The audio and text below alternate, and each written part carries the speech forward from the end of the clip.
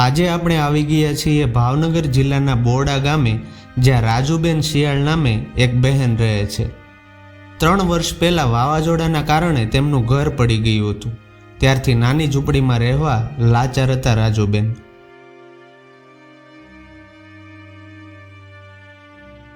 તકલીફો ઘણી હતી, છતાં રાજુબેન કોઈને કહેતા ન હતા. અસહ્ય ટાઢ તડકામાં પણ બેના ઝૂંપડીમાં જ રહેતા અને વરસાદમાં પણ પાણી આવતા આજુબાજુના ઘરના ધક્કા ખાવા પડતા હતા. વારવાર તારી પાસે માગું તો ગોઠા કેમ તો કે રાવ મોટો કે મારી પાસે લીધે પણ મને શરમ લાગે કેમ આવું મારે નકરી તો કરોડો નો છે.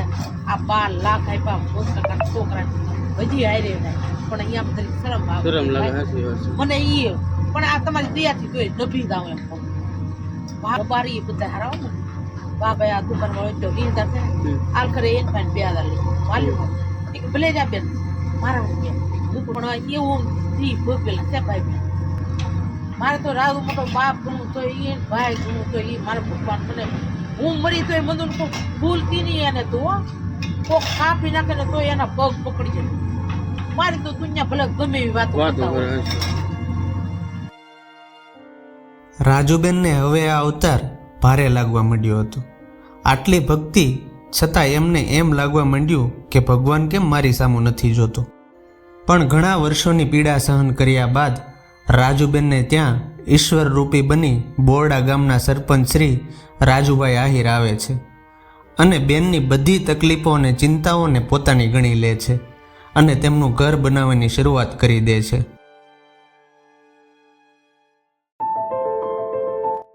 સતત 2 થી 3 મહિનાના રાજુભાઈના અથાગ પ્રયાસ બાદ બોરડા ગામના રાજુબેનનું ઘર તૈયાર થઈ ગયું. આજે રાજુબેન નવું ઘર જોઈને ખૂબ જ ખુશ છે. ચાલો જાણીએ આજે રાજુબેન કેવું અનુભવી રહ્યા છે. ઘણી બધી મુશ્કેલીઓનો સામનો કરી આજે રાજુબેનને પોતાનું નવું સપનાનું ઘર બની ગયું છે.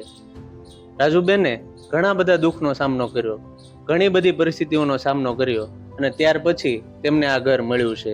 તો તેમને પાસેથી આપણે જાણીએ કે તેમણે કેવા કેવા દુઃખો સહન કરી આ પરિસ્થિતિ માંથી પસાર થયા છે.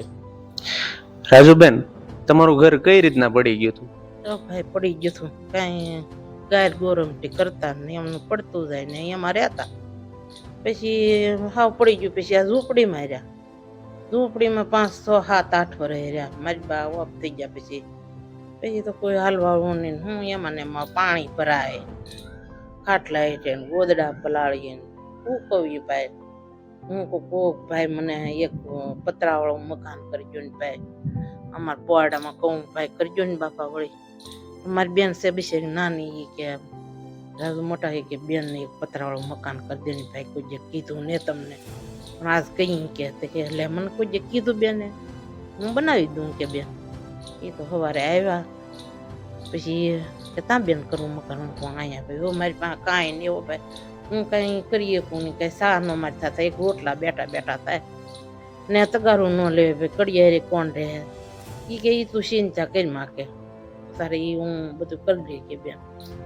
પછી તો હું તો રોવા મળી. હું ભાઈ મારે ત્યાં મકાન નહીં થાય, તમે કંઈક મોકલો નહીં. હું ટ્રેક્ટર ભાઈ તે ટ્રેક્ટર મોકલું ને કપસી ને બધું આવ્યું અહીં ને મકાન કરી દીધું મોટા એ શરૂ રાજુભાઈએ.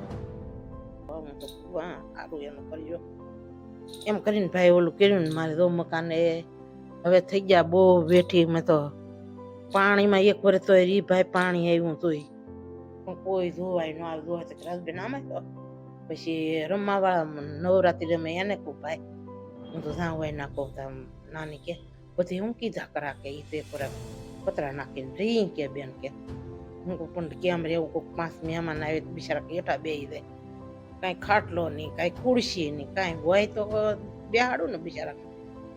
કાંઈ વાંધો નહીં ભાઈ. એ બધાનો કે બેનને કરી દો કે બોર્ડમાં મારો તો અહીંયા જોયું બહુ બિચારા કરી દીધું ને તમામ એ લાવીને જોયું કે રાજબેન હવે તું રહે એમાં તારે કે 2 મકાન કર્યા, રસોડું કર્યું, સંડાસ બાથરૂમ પહેલા કરી લેજે બેન. ઓ ભાઈ ને એવું લાગે તો હું તને આપું કે રૂપિયો તારે દવાખાને જવું હોય તો હું નહીં ભાઈ. એ તો મારે નહીં જોતું બાપા. એટલે તારો આભાર ભાઈ કહું. એવું ભાઈ મારી માં વે ગયા, મારા બાપુ વે ગયા. પછી પરિસ્થિતિ હું એ નાની બેન છે એ બિચારી દાડિયા થાય ને રૂપિયા લાવે ઈ મને દે તે મહિને 2000 ભેગા કરીને પછી દવા લઈ આવું 15 દિન. અત્યારે તમે આ હાલી નથી શકતા, કોઈ તમારે બીમારી છે કઈ? બીમારી તો ભાઈ મને હોજા ચડી જતા હાથે ને પગે, પછી જડી એક ડગલું ન હલાય મારતા. પછી મવાની દવા મેં ગામના કીધું કે ના લેવા દાવ તમે બેન. હોજા ચડી જાય એટલે એક ડગલું ન હલાતું. તે 5000 ની થાય, ક્યારેક 6000 ની થાય. ત્રણ બેનો જાય, એ મારી બેન બિચારી તેડીને ચડાવે, પછી દવા લઈને આવીએ. અત્યારે આ બધો ખર્ચો કોણ, રાજુભાઈ જ પૂરો પાડે છે? રાજુભાઈ બધું એ તમામ પાડે. કાંઈ નહીં, મારે એક ટિકિટ દેવાની ખાલી સાધનમાં આવતે ને એ બધો ખર્ચો પૂરો પાડે રાજુભાઈ જ તે. એ મને ફોન કરે, બેન દવા લઈ આવજે, મારે તારીખ આવી જાય મહિનાની તે. એ તમામ આપે પૈસા બધા. મારી પાસે કાંઈ રૂપિયો નહીં ભાઈ, હું ત્યાં લેવા દઉં તો એ મહિનો પૂરો થાય. રાજુબેન દવા લઈ આવ્યા, હું નહીં ભાઈ તો કાલે વ્યાજ આવ્યો દવા લેવા. એ તમામ આપે એ ખર્ચો રાજુભાઈ. હવે તો તમારે કઈ મૂંઝાવાની જરૂર જ નથી, કેમ કે રાજુભાઈ તમારું બધું પૂરું જ પાડે. બધું એ પાડે. હજી મને એમ કીધું તારે ખાવાની વસ્તુ એ દુકાને હું મારું નામ દેજે, તું લઈ લેજે, પછી ચિંતા કરી.